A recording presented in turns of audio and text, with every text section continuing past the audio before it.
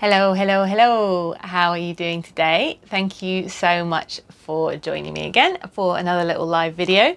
And today we're going to be talking about core power. So many of you enjoyed my video a couple of weeks ago about an alternative to doing the plank to strengthen your core musculature. I thought I'd do another little follow-up with some exercises, some variations that you can add which really fire up the core and really get it working. So if you are going to join in with me, you might need something like a cushion, or if you've got a kid with like a plastic football or I don't know, yeah, a dog ball probably would be too small, but something quite light, but you're going to need that in a moment. So first of all, if you're watching, please do give me a thumbs up to let me know you're out there. I've seen a couple pop up already, so thank you very much for joining me. And please do leave a comment to let me know you've watched this. If you've got any questions, do drop them in the comments box as always. And if you're watching this on catch up as well, please do pop #replay in the comments. And same thing, let me know if you've got any questions and tag me in them so I can be sure to come back to you. So let's get started with this. So we're talking about an exercise called the dead bug, which is a fantastic alternative to plank because your spine is supported on the floor and you can really work on engaging your core properly whilst moving your limbs, which is a challenge for the core, but it's also developing stability in motion rather than doing a plank, which is quite a solid static exercise, and can also be quite challenging on your shoulders and neck and also your back if your core isn't quite firing properly yet and not quite up to the challenge. So this is a great exercise to get you to a point to be able to do planks and then do crazy things whilst moving in plank, which is just going to create more stability in motion. So these little exercises that I've got for you today, we're going to start off. First of all, you're going to need a wall behind you. This is why I've got the funny angle today. And can you see me all right? Yes, that's good. Okay, so you're going to lie down, and the dead bug position that we were talking about last week, just to recap, or the week before, had you basically moving the legs, and you've got your core nice and solid all the way around, contracting all the way around like a corset. And I like to think about the corset lacing up in the front, so we're really connecting the sternum down to the pubic bone. So the very basic variation of this exercise is to just march the legs.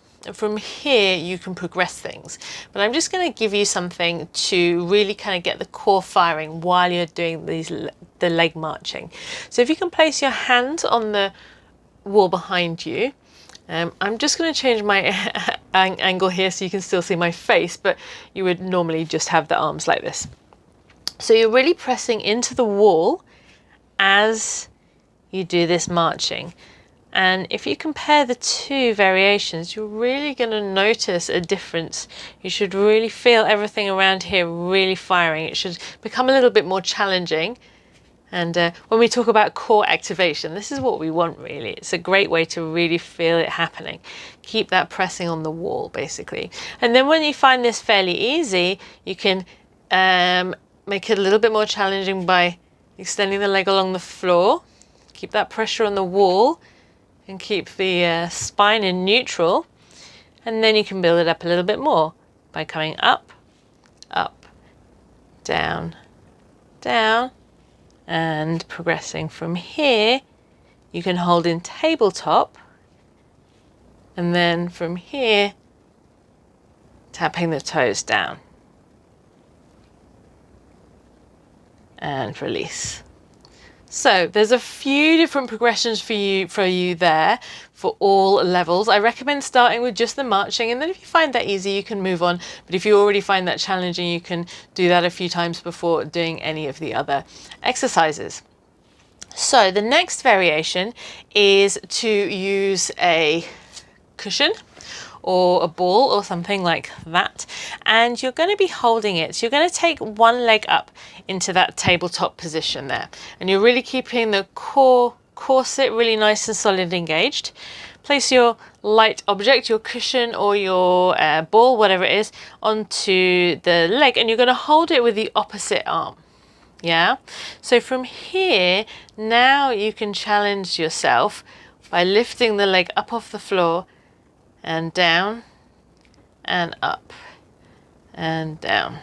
And again, I'm really keeping the pressure between the hand and the leg to make sure that the object doesn't fall down.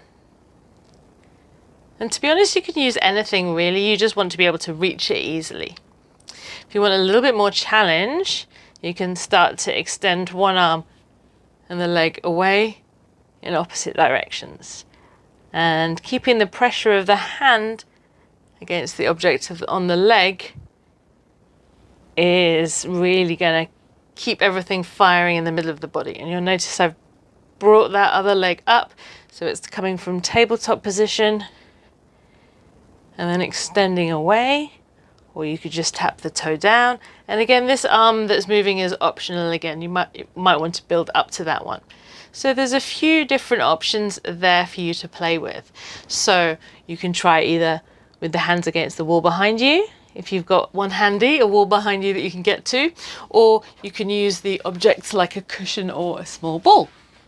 So I would love you to give that a try and tell me what you think about it. If you haven't tried this one before particularly, you might really notice that your abdominals really fire in a different way, and it feels nice and strong, and you really feel like you're getting a bit of a challenge and really starting to build some strength around there.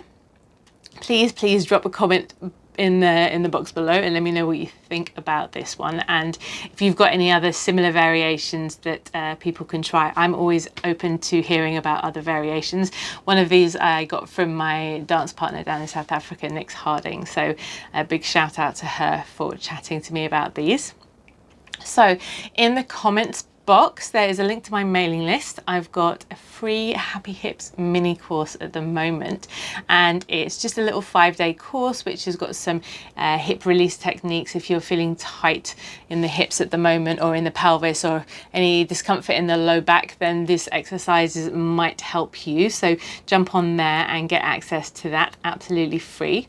And if you're interested in working with me one-to-one, I'm taking clients again from next week, so keep an eye out for that. Shoot me a message if it's something you might be interested in, or get yourself on my mailing list, because everyone on my mailing list is going to be the first to know when I'm opening up. So thank you so much for joining me today, and as I said before, give me a thumbs up, give me a little heart if you watched this, drop a comment in the box below, and I will see you next time. Big love.